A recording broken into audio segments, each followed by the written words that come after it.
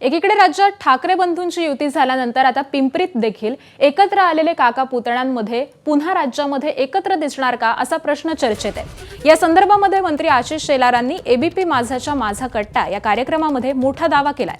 शरद पवार भाजपसोबत येणार का या प्रश्नावरती आशिष शेलारांनी राजकारणात लवकरच नवा बॉम्ब फुटणार असल्याचं सांगितलेलं आहे। आशिष शेलारजी, आता पुणे महानगरपालिकेमध्ये 2 राष्ट्रवादी एकत्र आल्या, त्यांची युती झाली आणि दुसरीकडे तुम्ही अजित पवारांसोबत सत्तेमध्ये आहात। आता जर राज्य पातळीवर दोन्ही राष्ट्रवादींची युती झाली तर ते सुद्धा सत्तेचं समीकरण बदलणार, शरद पवारांसह सत्तेत येणार। काही दिवसात बॉम्ब फुटेल बघा, एवढंच सूचक मी म्हणेन। तुमच्या लेखी जास्त चुकीचं काय आहे? राज ठाकरेंनी उद्धव ठाकरेंबरोबर जाणं का भाजपनं राष्ट्रवादी बरोबर जाणं? मतदारांनी निर्णय करताना काही चुकू नये एवढंच मी म्हणेन। नाही, या दोघांना आपण आता थोडं मतदारांना बाजूला ठेवू। आशिष जी, तुमच्यासाठीचा प्रश्न आहे हा तुमच्यासाठीचा प्रश्न आहे की या दोन्ही मधलं जास्त गैर लोकांच्या दृष्टीनं काय आहे? तुम्हाला काय चुकीचं वाटतं?